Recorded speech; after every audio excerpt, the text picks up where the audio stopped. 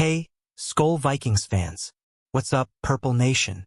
Can you believe it's already week 3, and our Minnesota Vikings are staring down a massive showdown with the Bengals?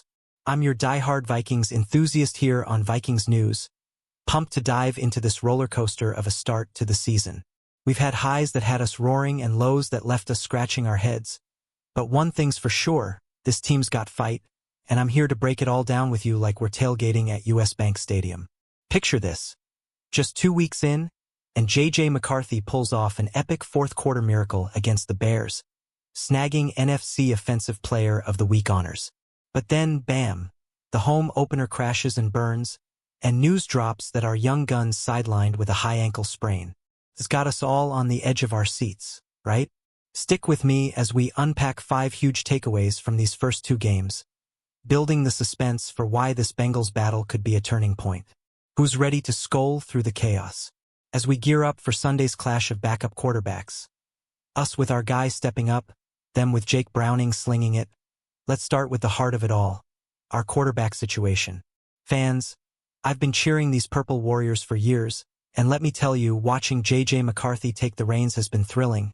But man, it's clear he's still got some growing to do. It's way too early to hit the panic button, but that dream of him lighting it up from day one? Yeah, it's been a bit bumpy. McCarthy's stats so far: 24 out of 41 passes for 301 yards, 3 touchdowns, all exploding in that Bears comeback, and unfortunately, 4 turnovers that stung. He's sitting second to last in QBR and passer rating among NFL QBs, plus taking more sacks than we'd like. What do you think, Vikings faithful? Is it the pressure or just rookie jitters? Drop your thoughts in the comments. I want to hear if you're still all in on JJ. And that ankle injury? Total gut punch. He needs those reps to develop, to build that trust in the pocket, but now he's out for at least a couple weeks.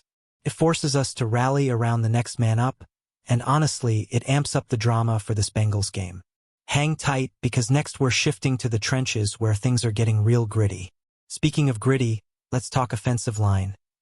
Our big boys up front, who we overhauled in the offseason with 3 new starters inside. Vikings fans, we were hoping for the best O-line in years, and it might still get there, but weeks 1 and 2, not exactly the dominance we craved. McCarthy's been pressured on a whopping 40% of his dropbacks according to PFF. That's brutal, one of the highest rates in the league. Sure, JJ holds the ball a tad long, clocking over 2.5 seconds on nearly 84% of dropbacks, more than anyone except Caleb Williams and Jalen Hurts. But the line's got to shoulder some blame too, with communication breakdowns letting rushers feast. Remember that play against the Falcons where both edge guys ran free, sacking McCarthy into a fumble? Oof. What fixes do you suggest for our O-line Purple Army? Hit me in the comments. Without Christian Darrisaw, our stud left tackle, and now Ryan Kelly possibly out with a concussion, it's crunch time. Justin Skule stepped in but struggled before his own concussion hit. The new guards, Will Fries and rookie Donovan Jackson, had rough outings too. Only Brian O'Neill's been steady. Darrisaw might debut this week, which could be huge, but no matter what, we need that unit to gel fast to protect whoever's under center against Cincinnati. All right, Vikings Nation, shifting gears to a silver lining on offense. Jordan Mason, our running back pickup from the 49ers. The raw numbers don't scream superstar. 24 carries for 98 yards at 4 yards per pop. No scores, plus 3 catches for 15. But don't sleep on this guy. He was clutch in that Bears comeback, and against the Falcons, well, no one really popped, but Mason's advanced stats are lighting up. Among 29 backs with 20-plus carries, he's second in PFF rushing grade and 4th in yards after contact. Next Gen Stats has him 9th in rush yards over expected.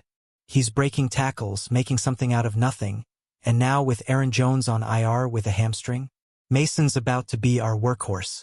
Excited for this, fans? Tell me below if you see him as the next big thing in the backfield. Coach O'Connell raved about him. Jordan's shown he can handle a heavy load, yards after contact, and that multifaceted game in pass pro and receiving. We've got confidence in him as a bell cow. With Xavier Scott and Cam Akers not stealing many snaps, expect Mason to carry the rock early and often against the Bengals. Could take pressure off our backup QB and keep drives alive. Who wouldn't love seeing that purple run game roar? Now, let's flip to the other side of the ball, where our defense started with sky-high expectations after last year's elite squad got even stronger in the offseason. Brian Flores' crew has been solid, if not spectacular, 8th in opponent EPA per play, keeping us in fights through 2 games. They battled in Week 1 and held tough until the fourth quarter flood against Atlanta. That's Vikings defense for you, tough as nails. Breaking it down, they're second against the pass, swatting down aerial attacks like pros, but 25th versus the run, thanks to the Falcons gashing us on the ground. 5 sacks, just 3 touchdowns. Allowed, but only 1 takeaway and 0 picks so far. Last year, turnovers were our jam. We need that spark back. Facing Jake Browning this week, he's solid for a backup, but he flings it into traffic.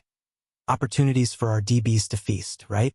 Browning's got weapons like Chase and Higgins, so it won't be easy, but if Flores dials up the pressure, we could force mistakes. Vikings fans, how confident are you in this D-bouncing back? Share your predictions in the comments. I bet we're all hoping for a turnover party in purple. But hold up, while the offense steals headlines with injuries, our defense has taken hits too, and it's testing our depth early. Harrison Smith, our veteran safety and leader, hasn't suited up yet, ramping back from a personal health issue. That's huge. He's the communicator who calls the shots back there. Then Blake Cashman, another key tackler, hits IR after Week 1 with a hamstring. Gone for at least 4 games now. Andrew Van Ginkel, Flores blitz monster, missed the Falcons game with a concussion, and third corner Jeff Okudah was sidelined too.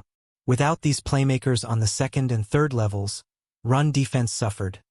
Tackling looked sloppy against Atlanta. Van Ginkel and maybe Smith could return Sunday, which would be a game-changer. But we can't count on it fully. It all boils down to adapting without Cashman.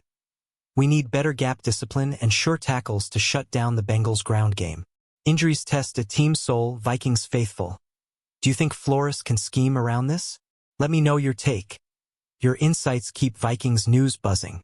Wrapping up these takeaways, it's clear this Vikings season's been a wild ride, full of promise and pitfalls. But that's what makes us love this team. From McCarthy's growth pains to Mason's emergence, the O-line tweaks needed, and a banged-up but resilient D, we're built for battles like this Bengals matchup. Who's feeling the Skull energy building? As we head into Week 3, remember, backup QBs mean anything can happen, and with Mason pounding the rock and Flores schemes clicking, I see a gritty win at home. But what about you? Predict the score in the comments. Vikings by 7? Double digits? Your voice matters here on Vikings News. Purple Nation, if this breakdown fired you up, smash that like button, drop a comment with your hottest take, subscribe for more Vikings updates, and share this with your fellow fans. Let's pack US Bank Stadium with Skull chants. Go Vikings!